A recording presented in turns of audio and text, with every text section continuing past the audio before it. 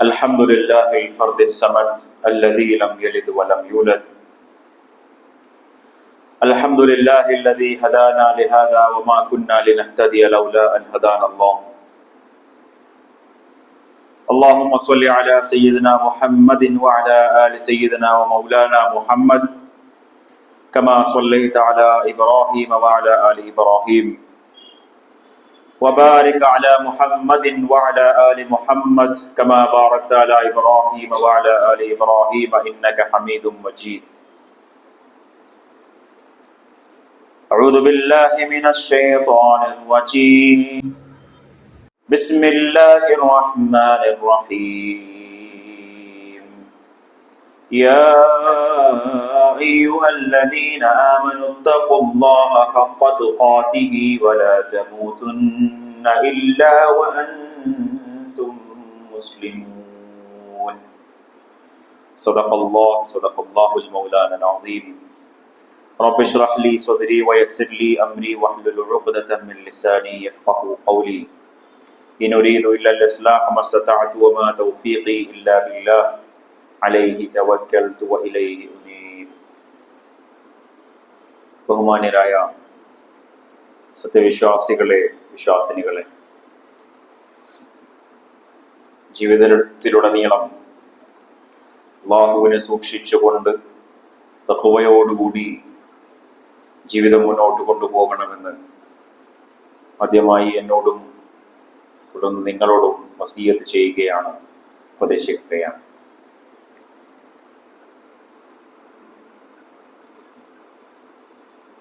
അല്ലാഹുവിന്റെ പ്രവാചകർ സല്ലല്ലാഹു അലൈഹി വസല്ലമ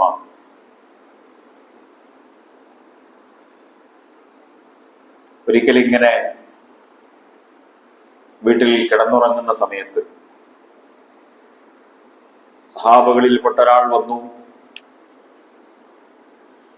ഉമർ റളിയല്ലാഹു അൻഹു വന്ന് റസൂലിനെ ഇങ്ങനെ നോക്കുമ്പോൾ റസൂലിന്റെ പുറത്തൊന്നാകെ ഇങ്ങനെ വരയുള്ളതായി, പാടുകളുള്ളതായി കാണുന്നുണ്ട്. റസൂൽ നിലത്ത് കിടന്നുറങ്ങുകയാണ്, ഒരു പായയിൽ നിലത്ത് കിടന്നുറങ്ങുകയാണ്. ഈ വരകളൊക്കെ കണ്ടിട്ട് ഉമർ ചോദിക്കുന്നുണ്ട്, അല്ല റസൂലേ, എന്തിനാണ് ഇങ്ങനെ കഷ്ടപ്പെട്ടുറങ്ങുന്നത്, എന്തിനാണ്? അപ്പൊ അള്ളാഹുവിന്റെ പ്രവാചകര് പറയുന്നുണ്ട്, എന്റെ ജീവിതം അത് സുഖലോലുപനായിക്കൊണ്ട് ഇവിടെ ജീവിക്കാനുള്ളതല്ല എന്ന്. അള്ളാഹുവിന്റെ പ്രവാചകരുടെ ജീവിതത്തിൽ അതിന്റെ ഏടുകൾ മറിച്ചു നോക്കുമ്പോൾ പല സന്ദർഭങ്ങളിലായി അള്ളാഹുവിന്റെ പ്രവാചകരുടെ ജീവിതത്തിന്റെ ഒരു കുലീനതയും അതിന്റെ ഒരു ഭവ്യതയും ഒക്കെയും നമുക്ക് കാണാൻ സാധിക്കും. എത്ര ചുരുങ്ങി, എത്ര മിതമായ രീതിയിൽ ജീവിക്കാൻ സാധിക്കും എന്നുള്ളതിന്റെ ഉദാത്തമായ ഉദാഹരണമായി അള്ളാഹുവിന്റെ പ്രവാചകരുടെ ജീവിതം നമുക്ക് കാണാൻ സാധിക്കും. ഇങ്ങനെയൊക്കെ കാണുമ്പോൾ മാത്രമല്ല, അള്ളാഹുവിന്റെ പ്രവാചകരുടെ പല ഹദീസുകളിലായിക്കൊണ്ട് കാണാം, ഏറ്റവും ദരിദ്രരായിട്ടുള്ള ആളുകൾ വളരെ പെട്ടെന്ന് സ്വർഗത്തിലേക്ക് കടന്നു കളയും. അതുപോലെ ഞാൻ ഈ ലോകത്ത് ഫഖീറായി ജീവിക്കാനാണ് ഉദ്ദേശിച്ചത് എന്ന് അള്ളാഹുവിന്റെ പ്രവാചകർ പറയുന്നതായിട്ട് കാണാൻ പറ്റും. ഇതൊക്കെ കേൾക്കുമ്പോൾ, ഇത് കേൾക്കുന്നത് പോലെ തന്നെ ഇതിനെക്കുറിച്ച് പറയുമ്പോൾ ആളുകൾ പലപ്പോഴും തെറ്റിദ്ധരിക്കാറുണ്ട്, അതേപോലെ തെറ്റിദ്ധരിപ്പിക്കാറുണ്ട്. അള്ളാഹുവിന്റെ പ്രവാചകന് ഒരു വരുമാന മാർഗമൊന്നുമില്ലാത്ത, സമ്പത്തിനെ കുറിച്ച് ധാരണകളില്ലാത്ത ഒരു പ്രവാചകനായിരുന്നു മുഹമ്മദ് സല്ലല്ലാഹു അലൈഹി വസല്ലം എന്ന ആളുകൾ പറഞ്ഞു വെക്കുന്നതായിട്ട് നമുക്ക് കാണാൻ സാധിക്കും. എന്നാൽ പ്രവാചകൻ മുഹമ്മദ് മുസ്തഫ സല്ലല്ലാഹു അലൈഹി വസല്ലം ഒരു പ്രതാപമുള്ള കുടുംബത്തിൽ, ഖുറൈശികളിൽപ്പെട്ട ഒരു കുടുംബത്തിൽ ജനിച്ചു വളരുകയും സ്വന്തമായി കൃഷിത്തോട്ടങ്ങളുള്ള, കാരക്കത്തോട്ടങ്ങളും മറ്റുമുള്ള വരുമാന മാർഗമുള്ള ഒരാളായിക്കൊണ്ട് ആണ് അള്ളാഹുവിന്റെ പ്രവാചകർ ജീവിച്ചത് എന്ന് നമുക്ക് കാണാൻ സാധിക്കും. ആ വരുമാനങ്ങളിൽ അള്ളാഹുവിന്റെ പ്രവാചകരുടെ ജീവിതത്തിന്റെ ചെലവുകൾ കഴിഞ്ഞു പോകുമായിരുന്നു. ആ കൃഷിത്തോട്ടങ്ങളുടെ ചില ഭാഗങ്ങൾ വഖഫാക്കി മാറ്റിയിട്ടുണ്ടായിരുന്നു, ചില ഭാഗങ്ങൾ പൊതുജനങ്ങൾക്ക് വേണ്ടി നീക്കിവെച്ചിട്ടുണ്ടായിരുന്നു. ഇങ്ങനെ ഒരുപാട് ആവശ്യത്തിനുള്ള സ്വത്ത് അള്ളാഹുവിന്റെ പ്രവാചകരുടെ കയ്യിൽ ഉണ്ടായിരുന്നു എന്ന് നമുക്ക് കാണാൻ സാധിക്കും. നമ്മൾ പലപ്പോഴും പറയും, ഒരു പാവപ്പെട്ട ഒരു മനുഷ്യൻ ജീവിക്കാൻ വകയൊന്നുമില്ലാത്ത ആളുകളെ കാണുമ്പോ ഇവരായിരിക്കും സ്വർഗത്തിന്റെ അവകാശികൾ, ഇവരുടെ അടുത്ത് അധികം പണമൊന്നുമില്ലല്ലോ, കൊണ്ട് പെട്ടെന്ന് സ്വർഗത്തിൽ കയറാൻ പറ്റുമല്ലോ എന്നൊക്കെയുള്ള വിചാരങ്ങൾ പലപ്പോഴും നമുക്ക് കാണാൻ സാധിക്കും. പട്ടിണി എന്ന് പറയുന്നത് ഒരിക്കലും തന്നെ ദീനുൽ ഇസ്ലാം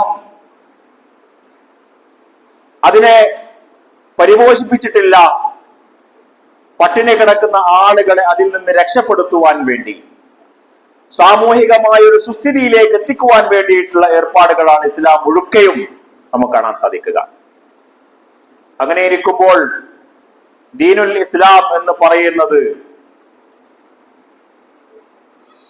വെൽത്ത് ഇല്ലാത്ത, സ്വത്തില്ലാത്ത ആളുകളുടെ ഒരു ജീവിത രീതിയല്ല, മറിച്ച് സ്വത്ത് ഉണ്ടാവുകയും അതിനെ സമൂഹത്തിന് വേണ്ടി ഉപയോഗിക്കുകയും ചെയ്യുന്ന ഉദാത്തമായൊരു ഉമ്മത്തായിക്കൊണ്ടാണ് അല്ലാഹു സുബ്ഹാനഹു വ തആല ഈ ഉമ്മത്തിനെ ഖൈറു ഉമ്മത്തായി കൊണ്ട് തെരഞ്ഞെടുക്കുന്നത്. അള്ളാഹുവിന്റെ പ്രവാചകർ കച്ചവടം ചെയ്തിട്ടുണ്ട് എന്ന് മാത്രമല്ല, പാർട്ട്ണർഷിപ്പുകൾ, പലതരത്തിലുള്ള പങ്കുകച്ചവടങ്ങളിലും അള്ളാഹുവിന്റെ പ്രവാചകർ സല്ലല്ലാഹു അലൈഹി വസല്ലം ഏർപ്പെട്ടിട്ടുണ്ട്. അത് ഏറ്റവും വലിയ ഉദാഹരണമാണ് ഖദീജ റളിയല്ലാഹു അൻഹയുടെ കൂടെയുള്ള കച്ചവടം എന്ന് പറയുന്നത്. ഒരു പങ്കാളിയായിക്കൊണ്ടാണ് ഖദീജ റളിയല്ലാഹു അൻഹയുടെ കൂടെ അള്ളാഹുവിന്റെ പ്രവാചകർ കച്ചവടം ചെയ്യുന്നത്. അതിനു മുമ്പ് അബ്ദുൽ മുത്തലിബിന്റെ കൂടെ ഒരുപാട് കച്ചവടങ്ങളിൽ പ്രവാചകൻ മുഹമ്മദ് മുസ്തഫ സല്ലല്ലാഹു അലൈഹി വസല്ലം ഏർപ്പെട്ടിട്ടുണ്ടായിരുന്നു. ഇങ്ങനെ കച്ചവടങ്ങളെ കുറിച്ച് വളരെ കൃത്യമായ ധാരണകളുണ്ട്. അബ്ദുൽ മുത്തലിബിന്റെ കൂടെ കച്ചവടത്തിലുണ്ടായിരുന്ന സന്ദർഭങ്ങളിൽ സിറിയയിൽ നിന്നൊക്കെയുള്ള കച്ചവട ചരക്കുകൾ അറേബ്യയിൽ എന്താണോ ആവശ്യമുള്ളത് അത് മുഴുവൻ അവിടെ നിന്ന് എത്തിക്കുവാനും അതിനെ വളരെ സുന്ദരമായി കച്ചവടം ചെയ്യുവാനും, അങ്ങനെ വിശ്വസ്തനായ കച്ചവടക്കാരൻ അൽ അമീൻ എന്നുള്ള പേരിൽ അറിയപ്പെടുകയും ചെയ്തത് നമുക്ക് കാണാൻ സാധിക്കും. കച്ചവടത്തെക്കുറിച്ച് വളരെ കൃത്യമായ ധാരണകൾ ഉള്ളത് കൊണ്ട് തന്നെയാണ് അള്ളാഹുവിന്റെ പ്രവാചകർ സല്ലല്ലാഹു അലൈഹി വസല്ലമ ബദറിന് മുമ്പുള്ള ഒരു ഇടപെടൽ നടത്തുന്നത്. ബദറിന്റെ സമയം എന്ന് പറയുന്നത്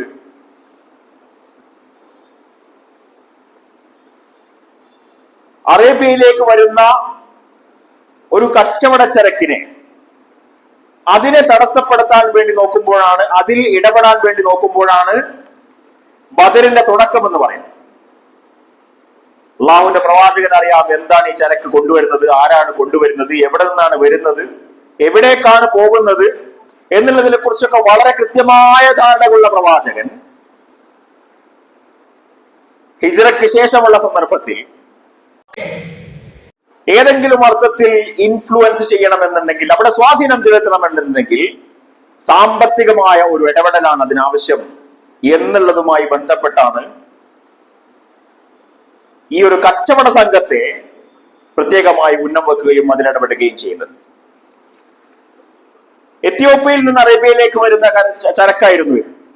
അതുകൊണ്ട് തന്നെ വളരെ വിദൂരത്ത് നിന്ന് വരുന്ന ഒരു ചരക്കായതുകൊണ്ട് തന്നെ അറേബ്യയിലുള്ള ആളുകൾക്ക് ഏറ്റവും പ്രിയപ്പെട്ടതായ ഒരുപാട് സംഗതികൾ അതിലുണ്ടായിരുന്നു.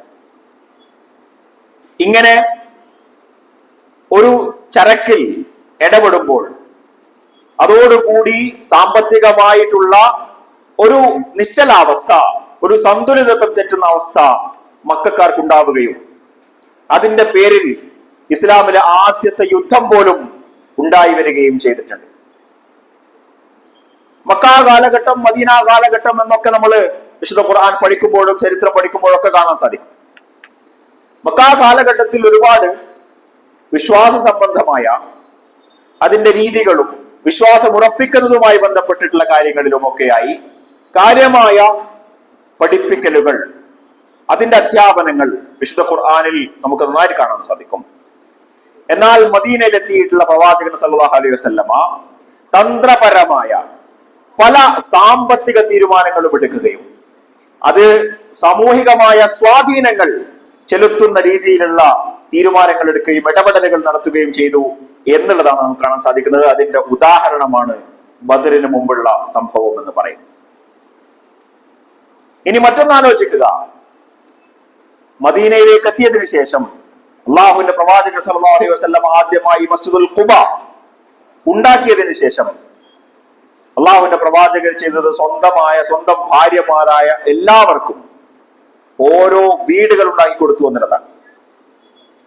ഒരു വരുമാന മാർഗവും ഇല്ലാത്ത, സാമ്പത്തികമായ ഒരു സുസ്ഥിതിയും ഇല്ലാത്തൊരു പ്രവാചകൻ എങ്ങനെയാണ് തന്റെ ഭാര്യമാർ ഓരോരുത്തർക്കും ഓരോ വീടുകൾ പ്രത്യേകമായി ഉണ്ടാക്കി കൊടുക്കാൻ സാധിക്കുക? ഇത് അസറ്റാണ്.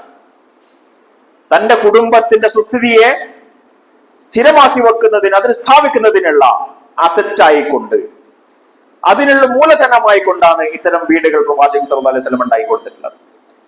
ഇതൊക്കെയും അള്ളാഹുവിന്റെ പ്രവാചകന്റെ സാമ്പത്തികമായ തീരുമാനങ്ങളായിരുന്നു.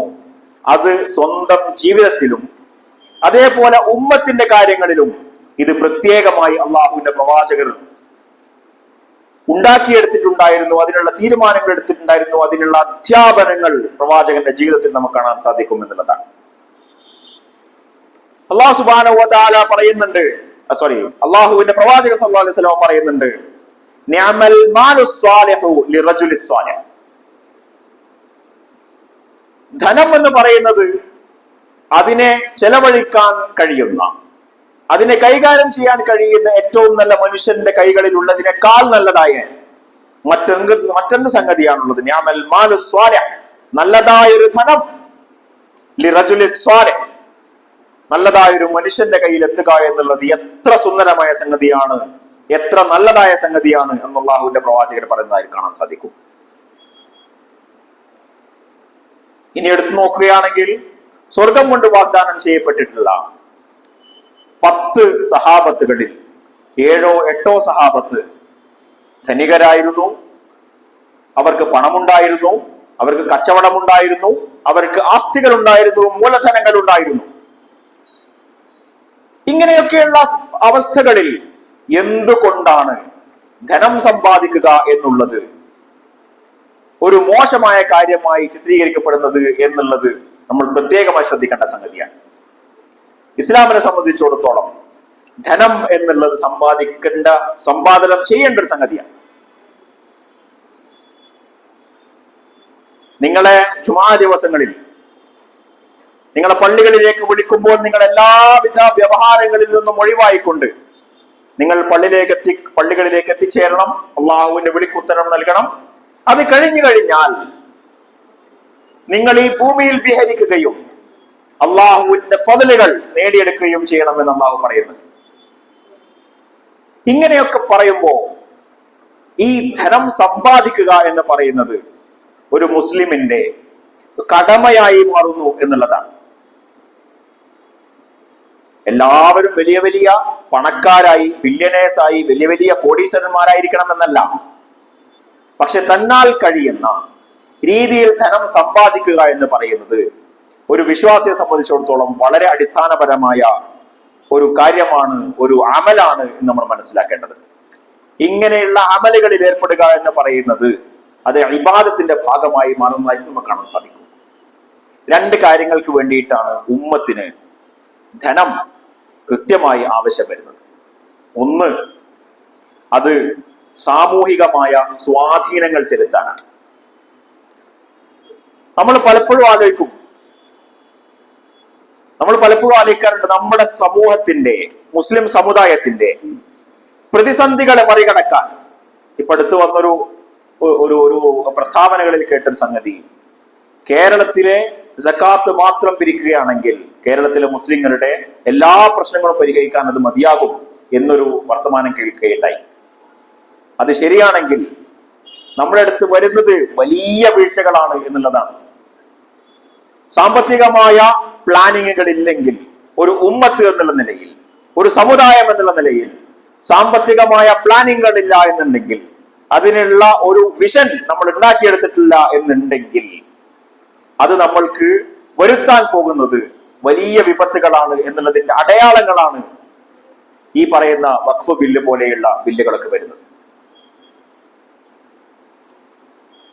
ഇനി നമ്മൾ ആലോചിക്കുക, എന്തുകൊണ്ടാണ് വഖഫ് എന്ന് പറയുന്ന ഒരു പ്രധാനപ്പെട്ട ആചാരമായ, ഇസ്ലാമിന്റെ ഒരു പ്രധാനപ്പെട്ട ഘടകമായ വഖഫ് എന്ന് പറയുന്ന സംഗതിയിൽ ഇത്രത്തോളം വിരളി പിടിച്ചുകൊണ്ട് ഒരു അധികാര സ്ഥാനം ഇത്രത്തോളം ഇടങ്ങറാവണമെന്നുണ്ടെങ്കിൽ, ബുദ്ധിമുട്ടാവണമെന്നുണ്ടെങ്കിൽ അതിന്റെ പ്രാധാന്യം എത്രത്തോളമാണ് എന്ന് നമ്മൾ ആലോചിക്കേണ്ടത്.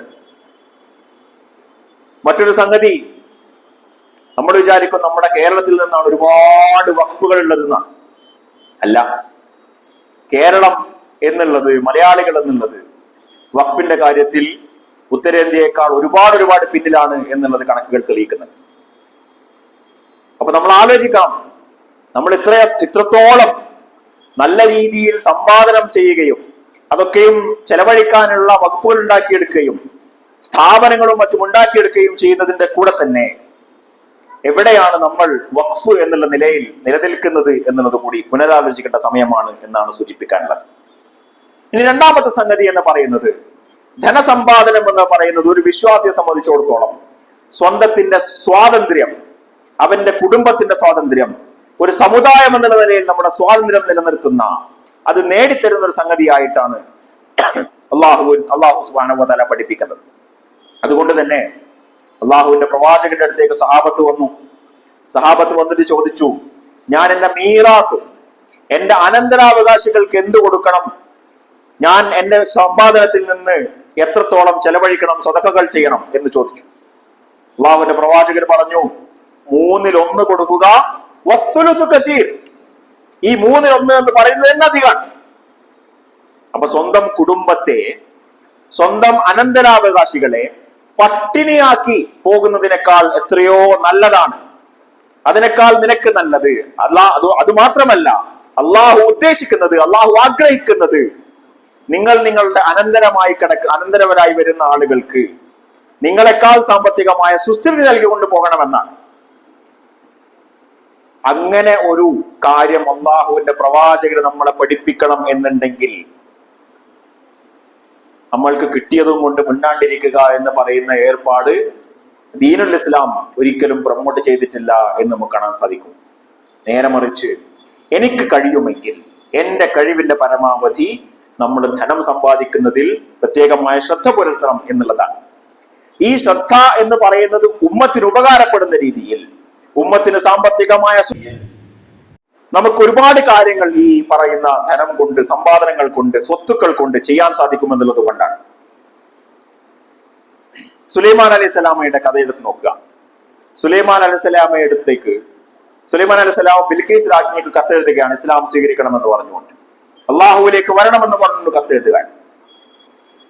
ബിൽഖീസ് രാജ്ഞി തിരിച്ച് ഒരുപാട് സമ്മാനങ്ങൾ സുലൈമാൻ അലൈഹിസ്സലാമിന് കൊടുത്തയക്കെ, കത്തിന് മറുപടി ഒന്നുമില്ല. അപ്പൊ സുലൈമാൻ അലൈഹിസ്സലാം ചോദിക്കുന്നുണ്ട്, ഖാല അതുമിദ്ദൂനനി ബിമാലിൻ ഫമാ ആതാനി അല്ലാഹു ഖൈറും മിമ്മാ ആതാകും. നീ എന്നെ ധനം നൽകിക്കൊണ്ട്, സമ്മാനങ്ങൾ നൽകിക്കൊണ്ട് എന്നെ അങ്ങ് വശത്താക്കി കളയാമെന്ന് വിചാരിക്കുന്നുണ്ടോ? എന്നാൽ അറിഞ്ഞുകൊണ്ട്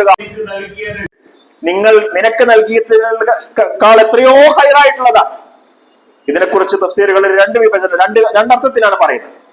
ഒന്ന്, നിനക്ക് നൽകിയിട്ടുള്ളത് വെറും ധനമായിരിക്കാം, അധികാരമായിരിക്കാം, പക്ഷെ എന്റെ കയ്യിൽ അള്ളാഹു എനിക്ക് നൽകിയിട്ടുള്ളത് ഇസ്ലാമാണ്, ദീനുൽ ഇസ്ലാമാണ്, നുബുവത്താണ്.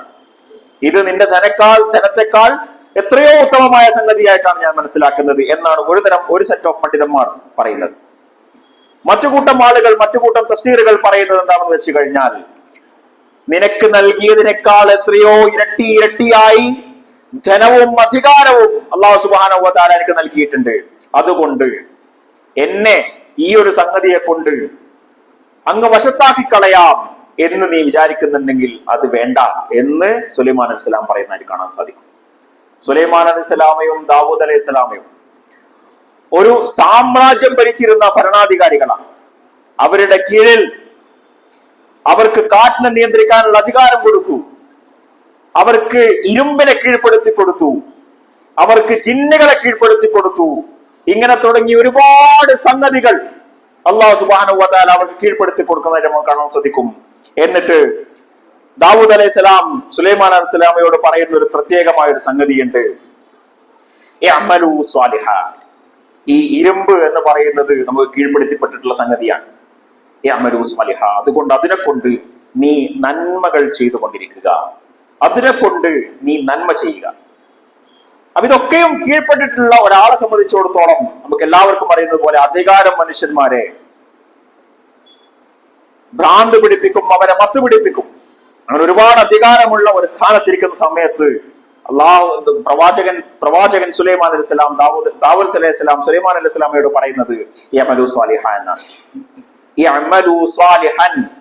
എന്തിനെ കൊണ്ടാണ്? നിനക്ക് നൽകിയിട്ടുള്ള അധികാരം കൊണ്ട്, നിനക്ക് നൽകിയിട്ടുള്ള സ്വത്തുക്കൾ കൊണ്ട്, നിനക്ക് നൽകിയിട്ടുള്ള എല്ലാവിധ അനുഗ്രഹങ്ങൾ കൊണ്ടും ഇഅ്മലൂ സ്വാലിഹ. ഇഅ്മലൂ സ്വാലിഹൻ എന്ന് പറയുമ്പോൾ നമ്മൾ ആലോചിക്കുക, നമ്മുടെ കാലഘട്ടങ്ങളിൽ നമ്മുടെ സമയത്ത് എന്താണ് ഈ ഇഅ്മലൂ സ്വാലിഹ? നമ്മൾ ചെയ്യുന്ന പല കാര്യങ്ങളും ഈ ഇഅ്മലൂ സ്വാലിഹ എന്ന് പറയുന്നതിൽ വരുന്നുണ്ട്. നമ്മൾ ഉണ്ടാക്കേണ്ടത് ആളുകൾക്ക് ഉപകാരമുള്ള സംഗതികളാണ്. നമ്മൾ ബിൽഡ് ചെയ്ത് കൊണ്ടുവരേണ്ടതാണ്, നമ്മൾ ഉണ്ടാക്കിയെടുക്കേണ്ടതാണ്. ഈ ധനസമ്പാദനത്തിലൂടെ ഒരു സംസ്കാരം തന്നെ, ഒരു സാംസ്കാരികത തന്നെ വളർത്തിയെടുക്കാൻ നമുക്ക് സാധിക്കും. നമുക്ക് സ്കൂളുകൾ സ്ഥാപിക്കാൻ സാധിക്കും, ഹോസ്പിറ്റലുകൾ സ്ഥാപിക്കാൻ സാധിക്കും, പബ്ലിക് ഫെസിലിറ്റീസ് ഉണ്ടാക്കിയെടുക്കാൻ സാധിക്കും. അതേപോലെ തന്നെ പണ്ഡിതന്മാരെ ഫണ്ട് ചെയ്യാൻ സാധിക്കും, അവർക്ക് പഠിക്കാനുള്ള അവസരങ്ങൾ നൽകാൻ സാധിക്കും, അങ്ങനെ സ്ഥാപനങ്ങളെ ഉണ്ടാക്കിയെടുക്കാൻ സാധിക്കും. ഇങ്ങനെ ഒരുപാട് സംഗതികൾ ചെയ്യാൻ നമ്മുടെ കയ്യിൽ ഈ പറഞ്ഞ ധനം ആവശ്യമാണ്. അന്നത്തെ കാലത്ത് ദാവൂദ് അലൈഹിസ്സലാമിന് ഇരുമ്പാണ് കീഴ്പ്പെടുത്തി കൊടുത്തിട്ടുണ്ടായിരുന്നതെങ്കിൽ ഇന്നത്തെ കാലത്ത് നമ്മൾ ആലോചിക്കണം, എന്താണ് ഇന്നത്തെ കാലത്തിന്റെ ഏറ്റവും അസിലായിട്ടുള്ള, ഏറ്റവും അടിസ്ഥാനപരമായിട്ടുള്ള സംഗതി എന്ന് ആലോചിക്കേണ്ടതുണ്ട്. ഒരുപാട് കാലം കൃഷിയും കൊണ്ട് ജീവിച്ചിരുന്നു മനുഷ്യന്മാർ. കൃഷിയായിരുന്നു ഏറ്റവും പ്രധാനപ്പെട്ട ഒരു സംസ്കാരത്തിന്റെ കോർണർ എന്ന് പറയുന്നത് കൃഷിയായിരിക്കുന്ന ഒരവസ്ഥയുണ്ടായിരുന്നു. അതിനുശേഷം ഇൻഡസ്ട്രിയലൈസേഷൻ, അതിനുശേഷം ഒരുപാട് മെഷീനുകൾ ഉണ്ടായി, ഒരുപാട് വാഹനങ്ങൾ ഉണ്ടായി, ഒരുപാട് മെഷീനറീസ് ഉണ്ടായി, ഇൻഡസ്ട്രികൾ ഉണ്ടായി. ഇതൊക്കെയും ഉണ്ടായി വരുന്ന സന്ദർഭങ്ങൾ ഉണ്ടായി. ഇന്നത്തെ കാലം എന്ന് പറയുന്നത് ഡിജിറ്റൽ റെവല്യൂഷന്റെ കാലമാണ്. ഡിജിറ്റൽ റെവല്യൂഷന്റെ കാലമാണ്. അപ്പൊ നമ്മളിങ്ങനെ പലപ്പോഴായിട്ട് നമ്മൾ പറയും, നമ്മൾ മൊബൈൽ ഫോൺ എടുക്കുന്നു, നമ്മൾ ഇൻസ്റ്റാഗ്രാം എടുക്കുന്നു, വാട്സപ്പ് എടുക്കുന്നു, യൂട്യൂബ് എടുക്കുന്നു. എല്ലാം എടുക്കുന്ന സമയത്ത് എന്തൊക്കെയോ വന്നുകൊണ്ടിരിക്കുകയാണ്. അപ്പൊ നമ്മൾ പറയും ഇതൊക്കെയും നിയന്ത്രിക്കുന്നത് വേറെ ആളുകളായതുകൊണ്ടാണ് എന്തൊക്കെയോ വന്നുകൊണ്ടിരിക്കുന്നത്. അപ്പൊ നമ്മൾ ആലോചിക്കണം, അന്നത്തെ കാലത്ത് ദാവൂദ് അലൈഹിസ്സലാം ഇരുമ്പിനെ കൊണ്ട് ലോകം ഭരിച്ചിരുന്നെങ്കിൽ, ഇന്നത്തെ കാലത്ത് ഡിജിറ്റൽ റെവല്യൂഷൻ ആണെങ്കിൽ അതിന്റെ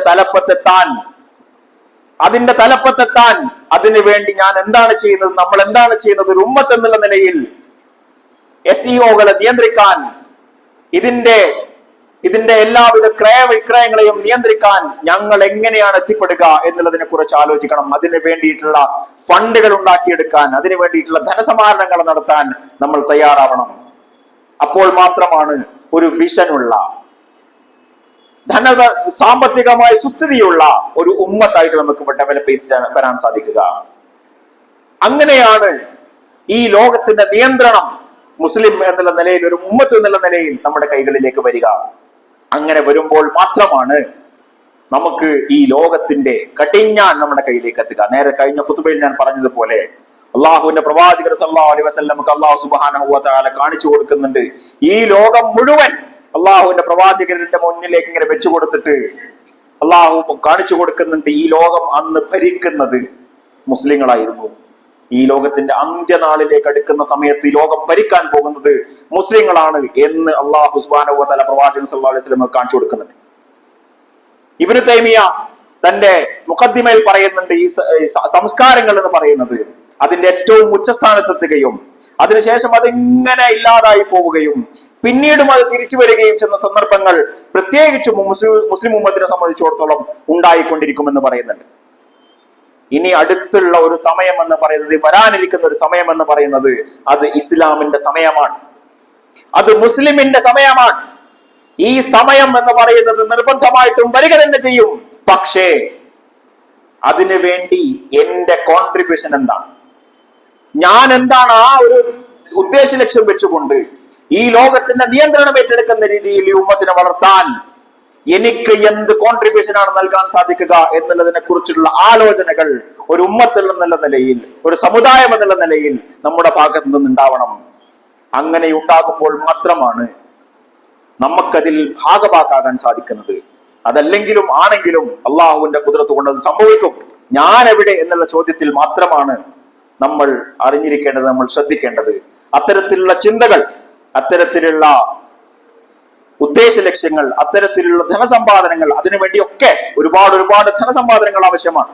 ആ അർത്ഥത്തിലൊക്കെയും നമ്മുടെ പ്രയത്നങ്ങൾ, നമ്മുടെ സ്ട്രാറ്റജികൾ, ഇതൊക്കെയും അതിനനുസരിച്ച് ശരിയാക്കിയെടുക്കുകയും അതിനനുസരിച്ച് വ്യക്തമാക്കിയെടുക്കുകയും അതിനുവേണ്ടി പണിയെടുക്കുകയും ചെയ്യണമെന്നാണ് ഈ ഒരു സന്ദർഭത്തിൽ സൂചിപ്പിക്കുവാനുള്ളത്.